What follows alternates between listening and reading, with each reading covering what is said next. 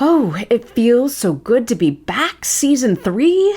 I know, Reena. We've talked a bit over the summer, but I've missed being in touch like we are when we're in full season. I am thrilled to be back with you. I know, and I need your help. And based on our inbox of emails we've gotten from around the world, lots of people need your help. Well, here we go. Let's just go. Get down to it. Get down to it. Back to school. You know, this new report we noticed kind of caught our attention, and it's by this nonprofit, NWEA.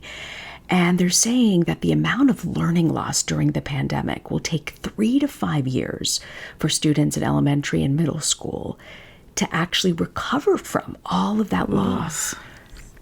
Oof. And I know they didn't look at high school students, but I can tell you there was a lot of learning loss in high school too. And, you know, it's not good. And of course, and awfully, it hit the kids who are already behind even more. Kids in tough situations, stressed communities, impoverished families. So there is a lot of catching up that needs to happen, and it's going to be pretty uphill for a lot of kids and a lot of families. Uphill, and for so many students, it's motivating has been so hard. And this letter really stood out to us. It says, "Dear Dr. Lisa and Reena, thank you for your podcast. You've really helped me to see around corners better since I've started listening, especially in light of so many pandemic-related challenges. Here's the challenge we're facing now. My oldest daughter is starting high school this fall. She's smart and talented, but refuses to put in effort needed to help reflect that outwardly. She has ADHD and struggles with getting work turned in. She tells me she is doing it and doesn't. She misses the extended deadlines they give her. We talk about this regularly and how it becomes more important as we go into high school. She's also a talented artist and singer. She's passionate about music and the theater, but refuses to take any lessons to help her develop. As a highly driven person, I'm constantly frustrated with this situation because I know she could be a straight-A student. She spends hours on her computer, quote, doing homework, but still has these issues. I'm guessing she's really not doing the homework. How can I support her without completely micromanaging her?" We struggle, so many of us parents. We want them to self-motivate, and we don't want to micromanage, but they're not doing the work. Yup. And this is a girl who's about to be a ninth grader. And I think, you know, whatever has been going on prior to ninth grade, I think families feel like there's a little room to work. But then as soon as a kid's in high school, there's a sense of, okay, this is a transcript that's going to follow this kid and may really close doors for this kid. So whatever anxieties or pressures were there before high school, it all goes up many notches as you've got a kid who isn't doing the work and now they're in high school. So this particular parent, the child is struggling with ADHD. So what does that mean as far as trying to get the work done?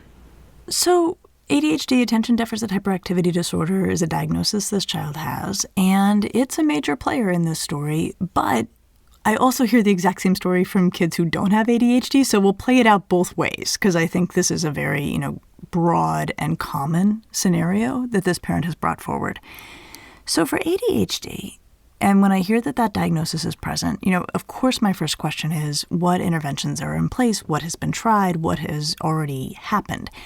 And based on the letter, one of the interventions that it sounds like has happened is the girl has a plan or accommodations at school or an IEP or, it's called different things in different places. Because the letter writer mentions that the girl has extended deadlines, that she's still missing, but she has extended deadlines. So I think, okay, there's a good chance they've gone through the process of getting a diagnosis, sharing it with the school, developing a plan. That's all good. But it's not working. Mm-hmm. So I think that that's one of those things that I see at schools where they're like, we did all these things, and then they get stuck, or the family gets stuck, or the school gets stuck. And so I think one of the places I would want any parent with a plan and a kid on a plan to feel empowered is to go back and be like, so appreciate the plan. It's not working. What else do you have? What else can we do? Obviously, there's a medication question here. This is something every family would want to evaluate individually and hopefully with the care of a really good team. But that can help for some kids with ADHD. But what's happening here, and this can actually then take us to just thinking about kids broadly, the girl's not doing the work. There are things that are getting in the way of her doing the work, and she might be able to access more supports. But the supports that would help an ADHD kid would also help a kid who doesn't have ADHD but has this profile. And it's stuff like support around executive functioning, support around what school's for. So we can start to think about all the things a family might do with or without an ADHD diagnosis that would help in a situation like this. So I think a lot of parents wonder, when is too much intervention in dealing with your kid, right? So if you don't have a child that's struggling with ADHD, what are your sort of red flags? What do you think is important for parents to know? Well, it's such a good way to frame it, Reena, like what's too much intervention? And what we're also talking about here is a 14-year-old. And the nature of adolescence is they want autonomy. They want to be independent. They want to do things themselves. And this letter has a lot of that in here, too, where the girl's, a talented singer and actress, or, and the mom's like, you want to take lessons? No, I don't need lessons. I'll do it my own way, right? I mean, that's so wonderfully and also frustratingly adolescent in this. So what it reminds me of, Reena, is a situation I've seen myself in schools where I've learned a lot, where a kid isn't doing the work. The kid is just not showing up academically. And I watch the adults around the kid just do so much, right? Provide so much support and so much intervention and are super creative about all the things that can happen without really involving the kid all that much. That they're throwing all the ideas on the table, they're coming up with all the cool strategies. And I have watched kids completely tank those scenarios. When the kid feels like, oh, look, everybody's gotten really busy and doesn't really have any skin in the game, doesn't really get invited into the process of trying to help them get serious about school. So especially with a high schooler, you want to make them want help. And it's not even clear right now that this kid wants help. And that's, I think, where the parent's getting stuck out of the gate, with or without the ADHD diagnosis, is the kid's like, meh, and the parent's like, ah. And so it's hard to know how to go forward. But what if they don't ever want help? What if they're just okay being in this phase and there are consequences, especially in high school, this mom's saying, in middle school, we try to get them to understand why it's important to push forward. But by the time you're in high school, so many people are just so drained already. If they don't feel like they need to ask for the help or want to, how do you motivate when they don't want to self-motivate? Okay, so this is really interesting. And I see this all the time, Reena. I just want you to know, like, this tension where the parent is like, oh, kid, man, you are shooting yourself in the foot. And the kid's like, whatever, I really like this TV show, right? I mean, it's a really painful moment at home. So my general advice in situations like this is the kid has to feel some discomfort around this. And it's often the job of the parent to make them feel some discomfort so that they want help. And the way to go about this, here's one strategy, is that one thing that all teenagers want is freedom. Like that is like a true thing. Like it's very rare that a teenager does not want more independence and more privacy and more autonomy. And so what parents can do is they can attach functioning well at school, turning in one's work as one's supposed to freedoms that have nothing to do with school. So if a teenager's like, I want to go to a concert on Saturday night with my friends, a parent can say, I want to let you go to that concert on Saturday night with your friends. Here's the thing. That requires a fair bit of trusting you and your good judgment for you to handle yourself independently. And I'm not seeing that in the one place where you really could show it to me, which is in your management of your academics. So when you are getting your stuff turned in on time, when you are getting the kind of grades that you and I are in agreement you can totally get, right? You should talk it through with your kid. Like it should be a fair expectation. When you are showing me in the domains where I can observe it, which is school, that you've got good judgment and are on top of things, I can then more comfortably say, yes, go use that good judgment at a weekend concert with your friends. So that's how you can link up things like getting to hang out with one's friends with turning in one's work. It's that it's about judgment and responsibility and demonstrating it. Wow. Tell me, I love this concept. What other pressure points have you found over the course of your experience that high school students, that could be pressure points that get them to self-motivate? Like you mentioned the concert. What else are things that they want more freedom that you could use as leverage? So it can be things like how late their curfew is. It could be things like how closely you're monitoring them. If you insist that kids come over to your house versus them letting them go over to other kids' houses. But the nice thing is most teenagers are asking for things their parents are ambivalent about, like to go hang out at a house where you don't really love how things go down at that house. There's always in normally developing teenagers, there's always some press towards more freedom or lack of supervision than parents are good with, or not good with, like readily comfortable with. Yeah, we don't want to give it up. And we don't. And so I think that the job of the parent is to sit in that tension of being like, you can go over to Jimmy's house where everything always feels a little out of control when you are showing me you've got really good judgment on X, Y, and Z. And so, making it predictable, making it short term, like if you didn't turn in your work this week at school, like the weekend is going to be a lot more boring. If you get it all in this week, you'll have a lot more freedom this weekend. You can start again on Monday every week. So having it be kind of quick chances for kids to get it right. They will not always get it right. So they have one lame weekend and then they can get back in the saddle with another, fun weekend if they're on top of it.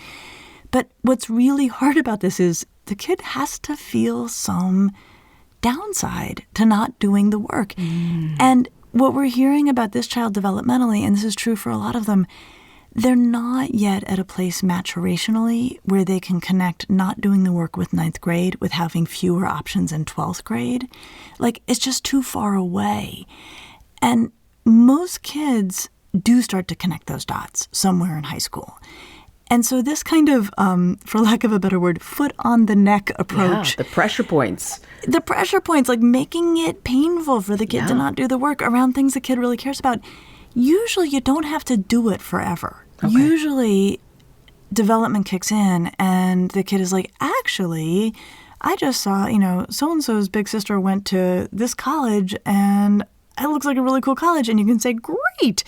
To get there, you're going to need these kinds of grades. And then suddenly it comes from within the child. Oh, but that's genius. Not all 13-year-olds and 14-year-olds or 15-year-olds are there. Wow. Gosh, I never thought of back to school, figuring out what your kids' pressure points are to get them to self-motivate might be homework number one for parents everywhere. I mean, I go back to my son who graduated from 5th grade and all summer he has been doing research trying to explain why he should have a phone. And I don't want him to have a phone, but he has taken on some extra responsibility on his own to prove that. And now it all makes sense to me that you're talking about self-motivating and trying to get kids to do things you want them. Like, you've got to find out what it is they really want and use that as motivation to get them to do stuff. Absolutely. And I think that the way I think about it is, the drive towards autonomy in teenagers, it's like it's the train they're on. And you're either on that train with them or you are under that train. Like, there's no other place to be. Because the way you get under that train with a kid around school, and this is what this letter writer is so trying not to find themselves in that position, is where you are leaning on them. Like, I'm going to supervise you while you do your homework. I'm going to monitor everything. And I will tell you, Reena, I can't believe how many times in my 25 years of practicing, I've watched families do this where they just absolutely, micromanage the bejesus out of a teenager who can't stand it. They will get the finished work into the kid's backpack. They will watch the kid put it in the backpack and the kid doesn't turn it in. Wow. Because they are so annoyed that they are being micromanaged so thoroughly. So to try to attach it, like, you want to go out on the weekend? Great. I don't want you to go out on the weekend. You know what you need to do. And then the parent stepping back and living with whatever that kid does, which is painful. And if the kid messes it up and doesn't get the work in and is really mad that they're not going out that weekend, then the parent can say, I'm bummed too. I wanted you to be able to go out. But what kind of parent am I if when you're not showing me good judgment at school, I let you go into situations where I know you need good judgment. Let's try again next weekend. Wow, that's good. First off, we don't want to micromanage. Absolutely. Absolutely. Okay, so that's the relational side.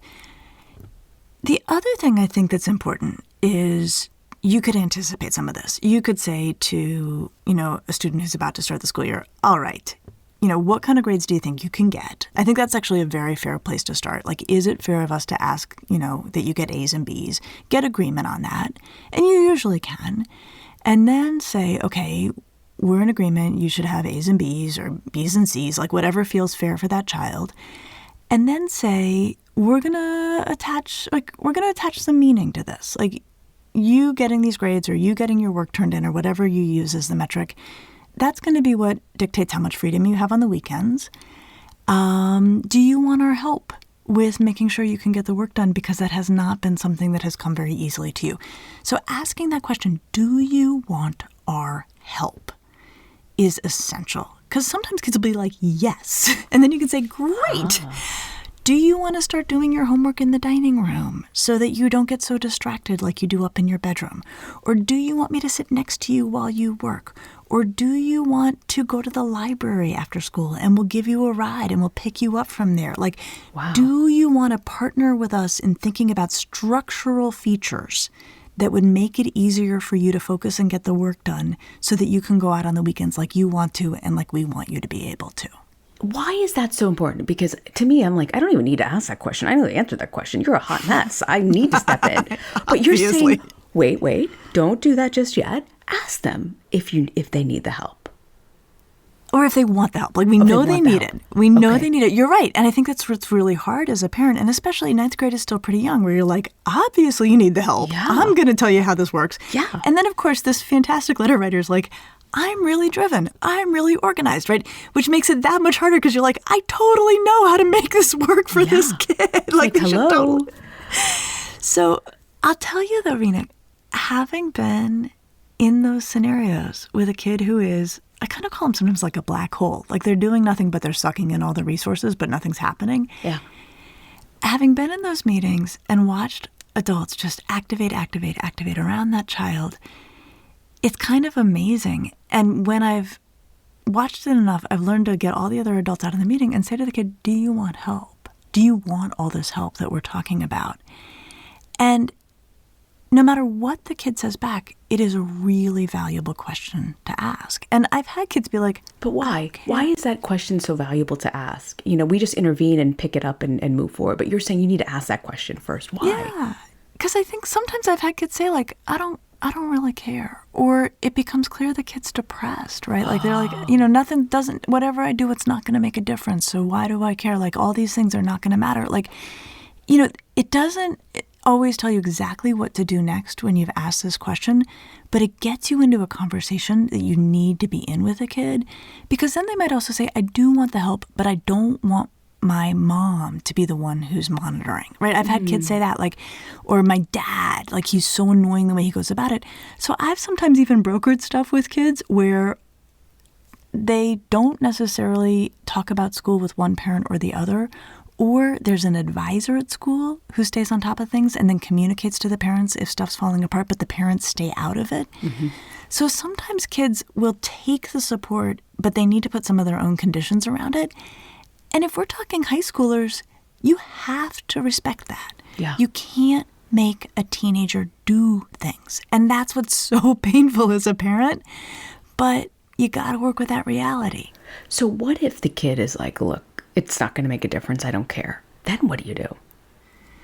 Well, I would be really interested in that answer, right? If the kid's like, you know what, I've tried it all. I've tried studying at the library. I've tried, talking to my teachers. I've tried, working in the dining room. None of it's making a difference. I think the first question, and this mom has this question in this letter, is, are you really studying or are you messing around? Like, yeah. I think that's where you would start to scrape away a little bit. But then, Reena, sometimes it is the case where the kid is like really working and like spinning their wheels, going backwards. And there's one of two things often happening there. One is they may really have really lousy study strategies. And that is a true thing. Like there are kids who study very effectively and there are kids who study very hard, not effectively at all. So one question I would ask is, when you say you're studying, what do you mean by that? And I'll tell you, I was talking with a teacher recently who had a kid who was doing quite terribly in school. And the teacher said to the student, it was a boy, when you're done studying, how well do you know the material? And the kid looked at him blankly. Like the kid had not linked up, and it was a high schooler, linked up studying until you know the material. like the kid studied a while and then stopped, and then he was saying to the teacher, no, but I'm studying. But he wasn't actually learning the material while studying. Yes. So now you've got an interesting place to work. The other thing that one would have to rule out is a learning disorder. Because sometimes there are kids who are really trying and really working, and they are just not, they don't take in information in the way it is presented at school. And that would need to be diagnosed. And it can sometimes happen that for one reason or another, the learning disorder does not become obvious until the high school workload hits. So if a kid is feeling helpless and hopeless around none of this is going to work, none of this is going to matter, I would really get into questions about, show me what you mean when you say you're studying, and also, do we need to check to see if you've actually got an undiagnosed learning disorder? Got it. Are there things that parents might overlook that are basic that can really help us in self-motivating and getting kids to do their homework? Yeah, I think that, I'm kind of thinking about the line in the mom's letter about being very driven herself.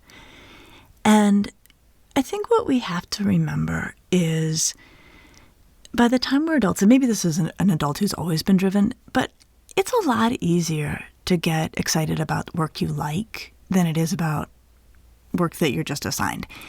And I think one of the hardest things about school that we don't talk nearly enough about is that kids are expected to be motivated when they've basically been told what to do. They haven't had much choice or much say. And one adjustment we can all make as we start the new school year with our kids is to just talk much more plainly about the fact that there's going to be work that your kid is into, and there's going to be work that your kid is totally not into. And there's nothing wrong with that. And that doesn't say anything about your kid. And that doesn't mean your kid's not a good kid or a serious student. But the nature of school is that we expect them to be equally motivated across a variety of things that they were assigned, that they haven't had say. So even that piece of not thinking why isn't my kid motivated, right? If we change it instead to, when is my kid motivated, and when does my kid need a lot of help to get motivated for no reason other than just being a kid who's been told to take this class that they otherwise would never take, that adjustment can put you much more in alignment as a support for your kid, as opposed to feeling frustrated, wondering why your kid isn't always in the mood to do what's asked. Mm-hmm. Have you found in your experience that there's a particular place in the house that kids do better at with homework? Well, it's interesting. So I mentioned the dining room. Yeah. I'm a big fan of that.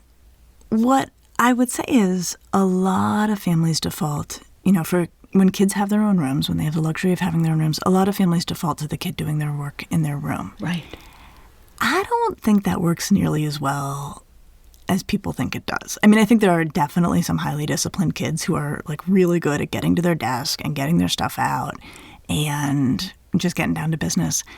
Rooms are distracting, right? There's a lot of fun stuff in your room. There's baseball cards, there's outfits you can try on. So in that conversation where we say to a kid, do you want my help thinking about how to structure this year to set you up for success? I think there should be a conversation about where do you work best? And do you want to do some experimentation, for the first couple of weeks of school? Do you want to use my office if you have an office? Do you want to use the dining room? Do you want to try your room and see how it goes? But treating it like a thing to sort out as a critical feature, because when I have seen students really thrive, it's not necessarily that they're the smartest kid at school. It's that they are a kid who knows exactly where in the daily routine. They know where they work and they know when they work. There's not figuring out day by day, when should I do my homework and where should I set myself up? That they have essentially an office they go to, and they know when they go there and they get it done. Wow.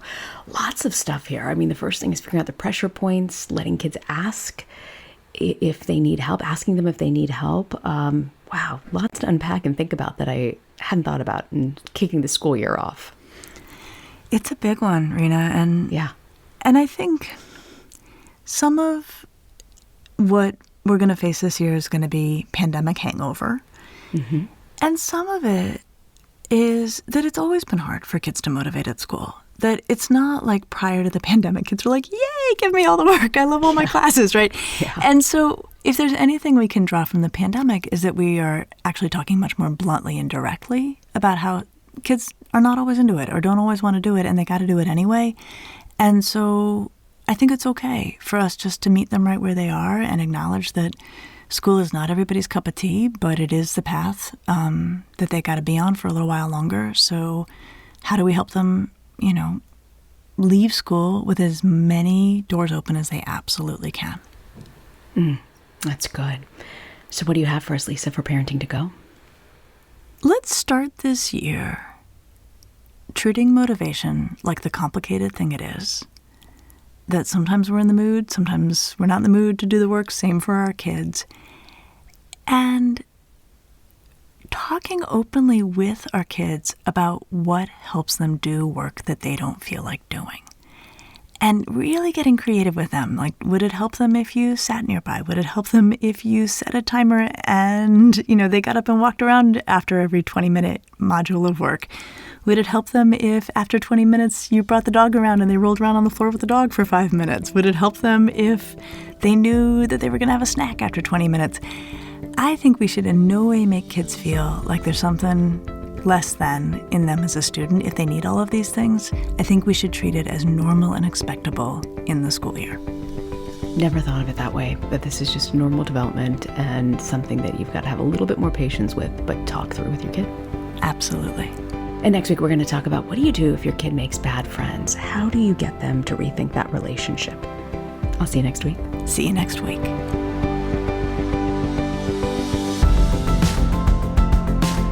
Thanks for joining us. Be sure to subscribe to the Ask Lisa podcast so you get the episodes just as soon as they drop. And send us your questions to asklisa@drlisademore.com. And now a word from our lawyers. The advice provided on this podcast does not constitute or serve as a substitute for professional psychological treatment, therapy, or other types of professional advice or intervention. If you have concerns about your child's well-being, consult a physician or mental health professional. If you're looking for additional resources, check out Lisa's website at drlisademore.com. We'll see you next week.